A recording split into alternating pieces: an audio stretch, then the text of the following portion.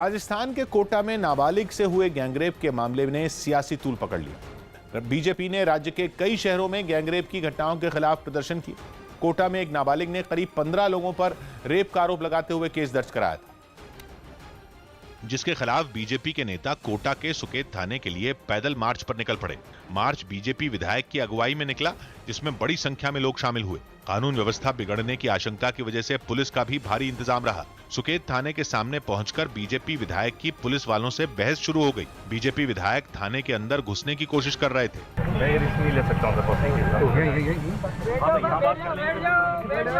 विधायक ने अपने समर्थकों के साथ सड़क पर ही बैठकर धरना शुरू कर दिया। आखिरकार 15 लोगों को थाने में जाने की इजाजत दी गई। हमारा इतना कहना है कि जितने लोगों ने इसके साथ बलात्कार किया है सब पकड़ में आना चाहिए। कुछ ऐसा ही प्रदर्शन भरतपुर में भी हुआ, जहां बड़ी संख्या में बीजेपी कार्यकर्ता सरकार के खिलाफ नारे लगाते हुए मार्च करने लगे। कानून व्यवस्था संभालने में नाकामी का आरोप लगाते हुए कलेक्ट्रेट के सामने प्रदर्शनकारी घंटों तक नारेबाजी करते रहे। वहीं जयपुर में कानून व्यवस्था के मुद्दे पर बीजेपी कार्यकर्ता पिछले 5 दिन से विरोध प्रदर्शन कर रहे हैं। बीजेपी का ये प्रदर्शन 14 मार्च तक चलेगा। और राजस्थान में बिगड़ती कानून व्यवस्था के मुद्दे पर गुस्सा केवल सड़कों पर ही नहीं दिख रहा, बल्कि राजस्थान की विधानसभा में भी इस मुद्दे पर सरकार विपक्ष के निशाने पर रही, जिसकी सबसे बड़ी वजह यह थी कि पिछले 10 दिन में महिलाओं के खिलाफ होने वाले अपराधों की गिनती तेजी से बढ़ी है। आरोपों के मुताबिक कोटा में नाबालिग को अगवा कर कई दिन तक 15 लोगों ने उसका रेप किया। 2 दिन पहले अलवर के एक थाने में पति के खिलाफ शिकायत करने पहुंची महिला के साथ बलात्कार का आरोप थानेदार पर ही लगा। झालावाड़ में नाबालिग को नशीली दवा पिलाकर 8 लोगों के रेप करने का मामला सामने आया। इसे एक दिन पहले ही टोंक में पहले एक लड़की के रेप और फिर मां बेटी को निर्वस्त्र करने की घटना सुर्खियों में आई। इसी हफ्ते जयपुर के सवाई मानसिंह अस्पताल में एक महिला की मौत हुई, जिसका बलात्कार करने के बाद उसे हनुमानगढ़ में जला दिया गया था। राजस्थान में 2020 में महिलाओं के खिलाफ हुए अपराधों के 32,000 मामले दर्ज किए गए थे। आगरा में एक दिल दहला देने वाले सड़क हादसे में 9 लोगों की मौत हो गई, जबकि 4 लोग बुरी तरह जख्मी हो गए। वहां एक तेज रफ्तार एसयूवी ट्रक के पीछे भिड़ गई। बिहार के गया से आ रही इस कार में 12 लोग सवार थे, जिनमें 9 की मौत हो गई, जबकि बाकी 4 की हालत गंभीर है। टक्कर इतनी जबरदस्त थी कि कार के परखच्चे उड़ गए। हादसे के बाद पुलिस वहां पहुंची और कार में फंसे लोगों को निकालकर अस्पताल पहुंचाने का काम शुरू किया गया। आगरा में एक भीषण सड़क हादसा हुआ है, जिसमें 9 लोगों की दर्दनाक मौत हुई है। ये हादसा आगरा के नेशनल हाईवे 2 पर हुआ है। जिस वक्त हम उसी नेशनल हाईवे 2 पर खड़े हैं, ठीक पीछे आप देख सकते हैं, ये कुछ तस्वीरें दिखाने की कोशिश कर रहे हैं, जिसमें ये पता चल रहा है कि यहाँ भीषण हादसा हुआ था। ये हादसा कैसे हुआ था ये दिखाने की हम थोड़ी सी कोशिश करेंगे। ये जो आप लेन देख रहे हैं, इस तरफ स्कॉर्पियो कार जा रही थी और वही स्कॉर्पियो कार इस लेन से पार करके दूसरी तरफ आई, यानी कि स्कॉर्पियो कार बेकाबू हुई और सीधे ट्रक से जाकर हिट हो गई, जिसमें 9 लोगों की मौत हुई है और 3 लोगों का इलाज अस्पताल में जारी है। हादसे के बाद तमाम आला अधिकारी मौके पर पहुंचे और जो लोग घायल हुए हैं उनको अस्पताल में भर्ती कराया गया है। 3 लोगों की हालत बेहद नाजुक बनी है। बताया जा रहा है गाड़ी झारखंड नंबर की है और सभी लोग बिहार के रहने वाले हैं।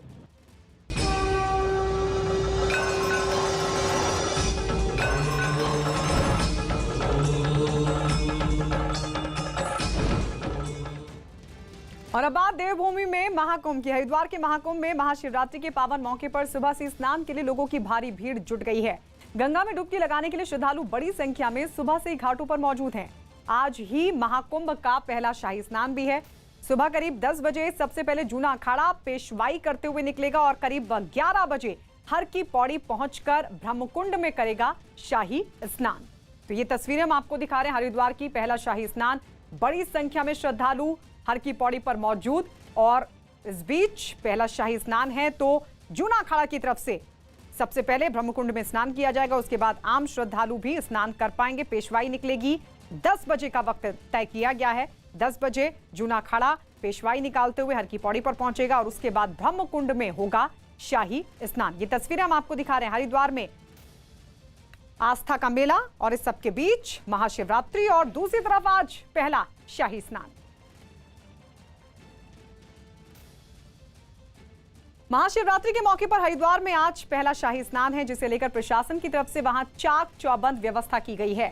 हर की पौड़ी पर सबसे पहले अखाड़े शाही स्नान करेंगे, जिसे देखते हुए हर की पौड़ी को आम लोगों के लिए सुबह 8 बजे से लेकर शाम 6 बजे तक के लिए बंद कर दिया गया है।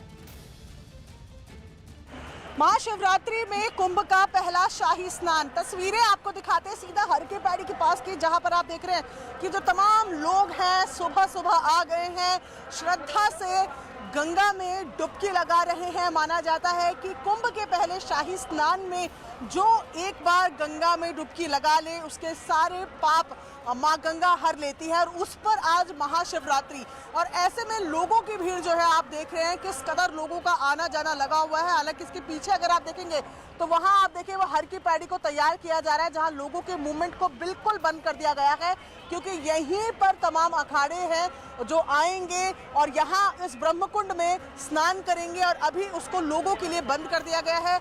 8 से लेकर 6 बजे तक आम लोग हर की पैड़ी पर स्नान नहीं कर सकते।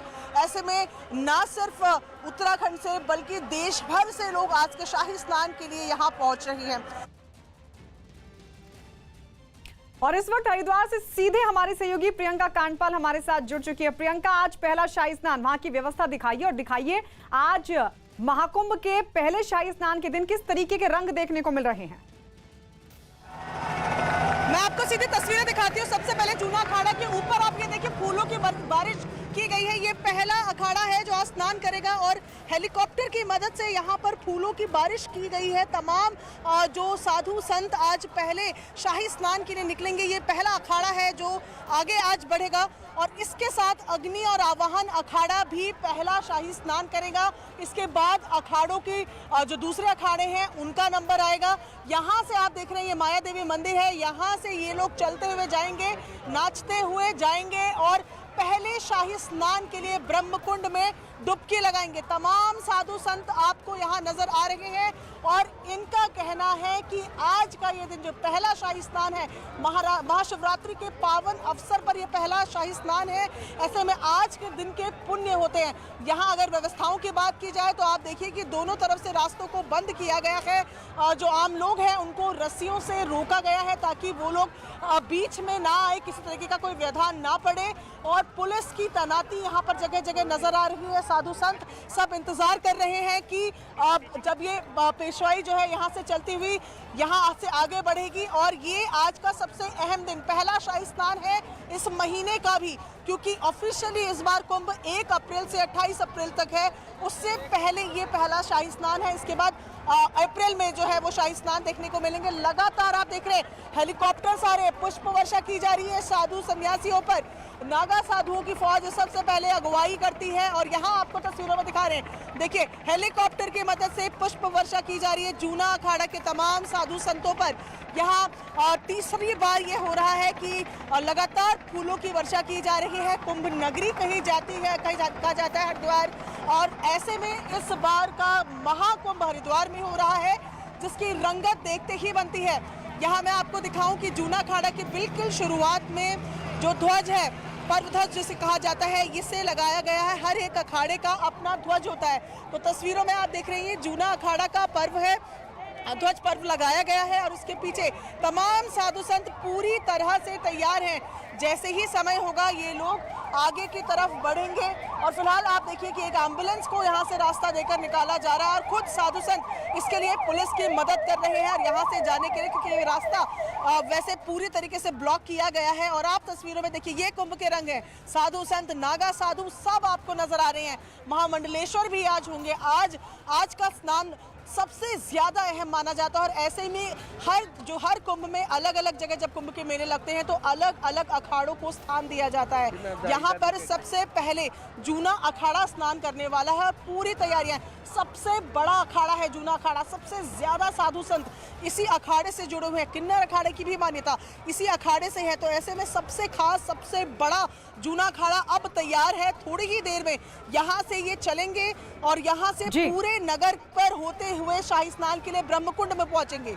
ठीक है प्रियंका, लौटेंगे आपके पास। एक्सक्लूसिव तस्वीरें दिखा रही है प्रियंका। फूलों की बरसात, जूना अखाड़ा जो सबसे बड़ा अखाड़ा माना जाता है, जूना अखाड़ा आज पहले शाही स्नान करेगा। पहला शाही स्नान है और सबसे पहले जूना अखाड़ा शाही स्नान करेगा, लेकिन उससे पहले पेशवाई निकलेगी। पेशवाई से पहले की तस्वीरें हम आपको दिखा रहे थे। 9:05 अभी हो चुके हैं, लेकिन 10 बजे का वक्त तय किया गया जब जूना अखाड़े की तरफ से पेशवाई निकाली जाएगी। यानी उस पेशवाई के दौरान भारत की संस्कृति और धर्म का जो मिश्रण है वो देखने को मिलेगा। उसके बारे में हम और भी समझने की कोशिश करेंगे। फिलहाल जिस तरीके से मुख्यमंत्री तीरथ सिंह रावत ने कहा था कि फूलों की बरसात होगी अखाड़ों पर महाकुंभ के पहले शाही स्नान पर, उस तरह की तस्वीर हमने आपको दिखाई किस तरीके से हेलीकॉप्टर के जरिए जूना अखाड़े पर फूलों की बरसात की जा रही है। और इस सब के बीच आपको बता दें, हरिद्वार में चल रहे महाकुंभ में साधु संतों का जमावड़ा लगा हुआ है। कई ऐसे साधु हैं जिन्हें देखने के लिए लोगों की भारी भीड़ जुट रही है। और ऐसे में एक साधु से हमारी टीम ने बातचीत की जिन्होंने 2.25 लाख रुद्राक्ष की माला पहनने का संकल्प लिया हुआ है। महाकुंभ हरिद्वार में इस वक्त हम मौजूद हैं, जहां पर आज पहला शाही स्नान है। लेकिन क्या रंग है कुंभ के, ये दिखाते हैं। एक महाराज आपको नजर आ रहे हैं और रुद्राक्ष इनके सर पर ताज की तरह इन्होंने सजाए हुए हैं, पहने हुए हैं। महाराज, क्या संकल्प था और कितने ये रुद्राक्ष हैं? हमारा 2.25 लाख रुद्राक्ष का संकल्प था और 12 साल के लिए, और प्रतिदिन 12 घंटे। ये कितने हैं अभी रुद्राक्ष? इसमें 2.25 लाख रुद्राक्ष है। 2.25 लाख। हाँ जी। और 12 घंटे आप इन्हें पहन कर? 12 घंटे कंटिन्यू। और ऐसे ही आज शाही स्नान के लिए भी जा रहे हैं? हाँ जी, हाँ जी। तो ये तस्वीरें आप देख रहे हैं, इनका संकल्प था 12 साल के लिए 12 घंटे ये 2.25 लाख रुद्राक्ष पहनेंगे। और ये फिलहाल इनके हाथ, इनके कपड़ों पर, इनके सर के ऊपर आपको ये रुद्राक्ष नजर आ रहा है। और इसी तरीके की तस्वीरें होती है महाकुंभ की। अगर बात करें, लोग प्रण लेते हैं और उसको पूरा करते हैं, जिसकी तस्वीरें यहाँ पर नजर आ रही हैं। आज का महाकुंभ का पहला शाही स्नान है। स्नान के लिए जूना अखाड़े की पेशवाई शुरू हो चुकी है और इस दौरान उन्हें किसी तरह की कोई दिक्कत ना हो, इसके लिए हर की पौड़ी पर खास इंतजाम किए गए हैं। दो तस्वीर हम आपको दिखा रहे हैं। जूना अखाड़े की पेशवाई 10 बजे का वक्त जब यहां से पेशवाई निकलनी शुरू होगी, लेकिन उससे पहले फूलों की बरसात की गई। हमारी सहयोगी प्रियंका लगातार वहां पर बनी हुई है, तस्वीरें दिखा रही थी कैसे हेलीकॉप्टर के जरिए फूलों की बरसात जूना अखाड़े पर की गई। शाही स्नान की तैयारियां पूरी हो चुकी हैं। बस थोड़ी देर बाद 10 बजे का वक्त और उसके बाद पेशवाई के जरिए आगे बढ़ते हुए हर की पौड़ी पर पहला शाही स्नान जूना अखाड़े की तरफ से, उसके बाद अग्नि और आवाहन की तरफ से भी स्नान किया जाएगा। प्रियंका, आपके पास एक बार फिर से लौटते हुए, आप बता रही हैं कि पेशवाई के लिए 10 बजे का वक्त मुकर्रर किया गया, लेकिन उससे पहले फूलों की बरसात। जरा बताइए, जब पेशवाई निकलेगी कहां से कहां तक पेशवाई जाएगी और किस तरीके की तैयारी जूना अखाड़े की तरफ से, क्योंकि पेशवाई को बहुत महत्व दिया जाता है अखाड़ों की तरफ से और ये कहा जाता है कि पूरे शान और शौकत के साथ, गाजे बाजे के साथ पेशवाइयां निकाली जाती हैं। जी बिल्कुल, आज असल में जो इन लोगों का निकलना है, इसको पेशवाई कहना शायद थोड़ा गलत होगा, लेकिन तमाम लोग साथ निकलेंगे। पेशवाई जो है वो कुछ दिनों पहले की गई है, जहां पर नगर भर घूमते हैं अखाड़े के लोग और दिखाते हैं अपने अखाड़े की शान और शौकत और शक्ति। अब आप देखिए कि हल्का हल्का ये जो जूना अखाड़े के लोग हैं आगे बढ़ रहे हैं। जो धर्म ध्वजा है वो आगे की तरफ बढ़ गई है। पीछे अगर आपको तस्वीरों में हम दिखाएं, मैं अपने कैमरा पर्सन विपिन पुजारी को कहूंगी कि थोड़ा जूम करके अपने दर्शकों को दिखाएं कि अब इसके बाद नागा साधुओं की फौज तैयार है।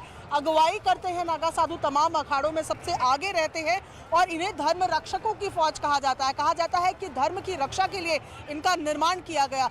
जूना अखाड़ा देश का सबसे बड़ा अखाड़ा है, सबसे ज्यादा साधु संत इस अखाड़े के साथ जुड़े हुए हैं। ऐसे में सबसे भव्य जो शुरुआत रहेगी आज के महाकुंभ की, क्योंकि इसी अखाड़े से शुरुआत हो रही है। आप देखिए पूरी तरह से तैयार हैं। आपको सिक्योरिटी के लोग यहाँ पर दिख रहे हैं, पुलिस के लोग यहाँ पर मौजूद हैं जो लगातार यहाँ पर राउंड्स ले रहे हैं, लोगों को दूर रहने के लिए कह रहे हैं, क्योंकि जैसे ही समय शुरू होगा नागा साधु यहाँ से नाचते भागते हुए आगे की तरफ बढ़ेंगे। ये बिल्कुल चौड़ी रोड पर इनका जो पूरी पेशवाई है इसको रखा गया है ताकि गलियों से ना जाना पड़े और किसी तरीके की भगदड़ या किसी तरीके की कोई अप्रिय घटना ना हो। तो ये चौड़ी सड़क जो आपको दिख रही है, इसी तरीके से पूरा रूट बनाया गया है माया देवी मंदिर से मनसा देवी मंदिर होते हुए हर की पौड़ी के लिए, जहां पर अब आप देखिए कि हलचल बढ़ गई है। आप देखिए कि तस्वीरों में आप धीरे धीरे फिर से आगे की तरफ बढ़ रहे हैं। 1 घंटे का पूरा समय है जूना अखाड़ा के पास और धीरे धीरे ये आगे बढ़ेंगे। जटाओं में आप देख रहे हैं नागा साधुओं को, लंबी लंबी जटाएं, इनकी तमाम तरीके के संकल्प लिए होते हैं। कुछ हठ योगी दिखते हैं और ये तस्वीरें देखिए धीरे धीरे आगे बढ़ रहे हैं। सबसे पहले साधु संतों की अगुवाई है, साधु संतों के पीछे आपको नागा साधु बैठे हुए नजर आ रहे हैं। ये अब धीरे धीरे आगे की तरफ। ठीक है प्रियंका, लौटेंगे आपके पास। तो ये तस्वीरें प्रियंका दिखाते हुए जो साधु है, नागा साधु आगे बढ़ते हुए। और आज पहला शाही स्नान है, 11 बजे का वक्त जूना अखाड़े के लिए जब ये शाही स्नान होगा, लेकिन उससे पहले पेशवाई के तौर पर श्रृंगार कर जो तमाम साधु संत है वो आगे बढ़ते हुए दिखाई देंगे। वो तस्वीरें भी आपको दिखाएंगे, लेकिन उससे पहले आपको बता दें आज पूरे देश में मनाई जा रही है महाशिवरात्रि। देश के सभी शिवालयों में सुबह से श्रद्धालुओं की भारी भीड़ दिखाई दी। महाशिवरात्रि के मौके पर उज्जैन के महाकाल मंदिर में तो दर्शनों के लिए रात 2 बजे से ही श्रद्धालु कतारों में खड़े हो गए। वहां पुजारियों ने महाकाल का विशेष अभिषेक किया। इसी तरह वाराणसी के प्रसिद्ध विश्वनाथ मंदिर में भी महाशिवरात्रि के मौके पर श्रद्धालुओं की भीड़ दिखी। वहां भी लोग आधी रात से ही दर्शन करने के लिए लाइनों में लगे नजर आए। उत्तर प्रदेश के गोरखपुर में भी बड़ी संख्या में श्रद्धालु दर्शनों के लिए मंदिर में पहुंचते दिखे। कुछ ऐसी तस्वीरें सोमनाथ, हरिद्वार और नासिक से भी देखने को मिल रही हैं, जहां श्रद्धालुओं ने दर्शन करने के साथ शिवलिंग का भी अभिषेक किया। और ये देखिए, ये लाइव तस्वीरें आपको दिखा रहे हैं हरिद्वार से शाही स्नान के लिए आगे बढ़ते हुए नागा साधु। चूना अखाड़ा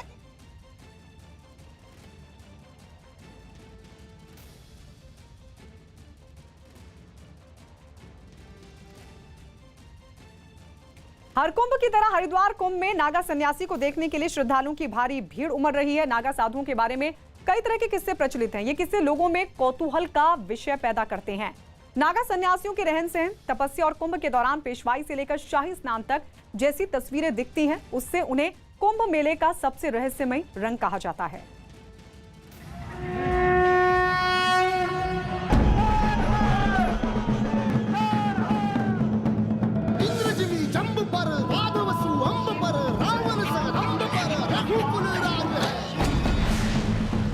ये है नागा साधुओं का स्नान। बाह पर संबुरती नाह पर दो सहस बाह पर राम द्विजराज है। ये है नागा साधुओं का भस्म स्नान। नमः शिवाय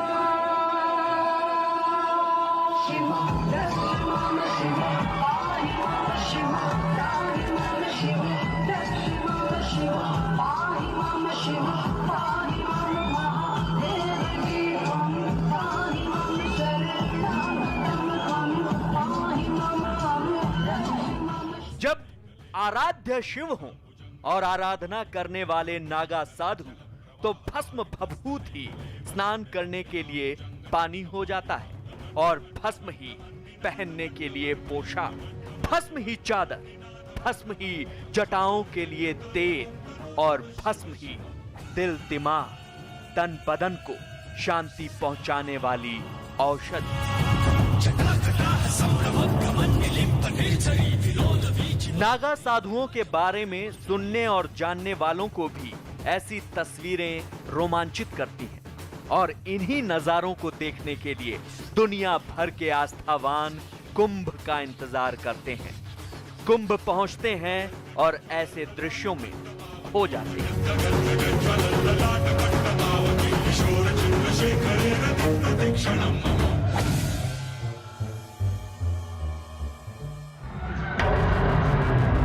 हर कुंभ की तरह हरिद्वार कुंभ में भी आस्थावानों के हुजूम को ऐसी तस्वीरें देखने को मिली। देवभूमि में कुंभ के मौके पर जब पेशवाई के दौरान ऐसी तस्वीरें दिखीं तो श्रद्धालुओं की भीड़ में मौजूद लोगों के फोन और कैमरे चमकने लगे। ऐसा होने की वजह यह है कि जो कुछ उन्होंने सुन रखा था, जो उन्हें सपना लगता था, उनकी आंखों के सामने वो सच हो रहा था, साकार हो रहा था। हर कुंभ में नागा साधु सबसे ज्यादा आकर्षण के केंद्र होते हैं। इसकी वजह है आम लोगों को कुंभ के दौरान ही नागा सन्यासियों के दर्शन होते हैं। इसके बाद नागा सन्यासी कठोर तप के लिए दुर्गम क्षेत्रों में लौट जाते हैं। इसलिए छावनी से लेकर पेशवाई और शाही स्नान तक तमाम अखाड़ों के नागा साधुओं की झलक भर पाने को दुनिया भर के आस्थावानों की ललक ऐसी होती है जिसकी तुलना नहीं की जा सकती। नागा साधुओं को कुंभ मेलों का सबसे रहस्यमयी रंग कहा जाता है। सवाल उठता है कि ये नागा साधु कौन होते हैं और ये कैसे बनते हैं, कैसा होता है इनका जीवन। अखाड़ों के जानकारों का दावा है कि नागा सन्यासी दो तरह के होते हैं, एक दिगंबर और दूसरा श्री दिगंबर।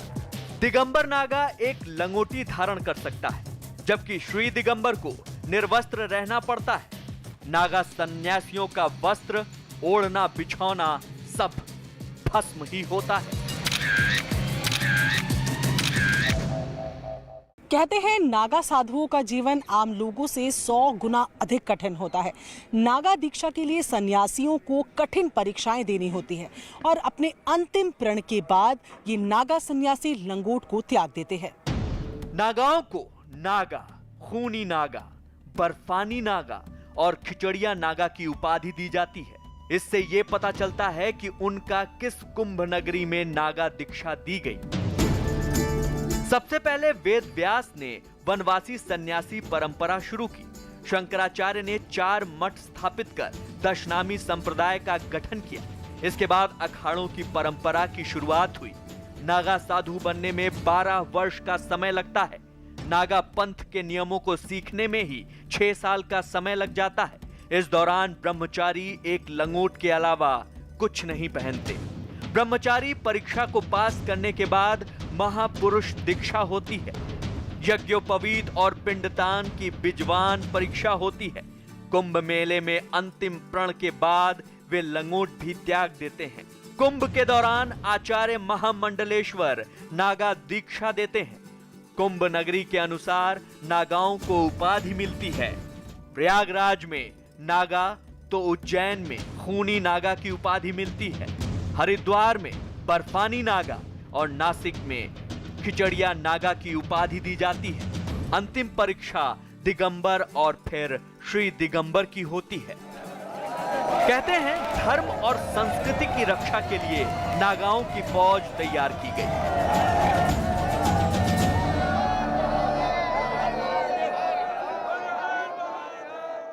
दीक्षा लेने के बाद इन नागा साधुओं को इनकी योग्यता के आधार पर पद भी दिए जाते हैं, जैसे कोतवाल, पुजारी, बड़ा कोतवाल, भंडारी, कोठारी, बड़ा कोठारी, महंत और अंत में दिया जाता है सचिव का पद। अखाड़ों के लिए सचिव का पद बेहद जरूरी होता है। नागा सन्यासियों की दिनचर्या आसान नहीं होती। नित्य क्रिया और स्नान के बाद वे पहले 17 श्रृंगार करते हैं। इसके बाद पूजा, ध्यान, ब्रजरोली, प्राणायाम, कपाल और नौली क्रिया करते हैं। नागा सन्यासी पूरे दिन में केवल शाम को एक बार भोजन करते हैं। गुरु की सेवा, पूजन, तपस्या, योग क्रियाएं और आश्रम के कार्य यही नागा साधुओं के मूल काम हैं। संतों के 13 अखाड़ों के बाद किन्नर अखाड़ा 14वें अखाड़े के रूप में अस्तित्व में आ चुका है, लेकिन सभी अखाड़े नागा साधु नहीं बनाते। 14 अखाड़ों में से केवल जूना, महानिर्वाणी, निरंजनी, अटल, अग्नि, आनंद और आह्वाहन अखाड़ा ही नागा सन्यासी बनाते हैं। हमेशा तप में लीन रहने वाले नागा साधु कुंभ के बाद साधना के लिए कंदराओं में चले जाते हैं। इसमें भी कई तरह के नागा साधु होते हैं और जगह के नाम पर उनके नाम होते हैं। जैसे पर्वत में रहने वाले नागा साधुओं को गिरि, नगर में रहने वाले साधुओं को पुरी, जंगल में रहने वाले साधुओं को अरण्य कहा जाता है। नागा साधु भ्रमण भी करते हैं और कुटिया बनाकर धुनी भी रमाते हैं।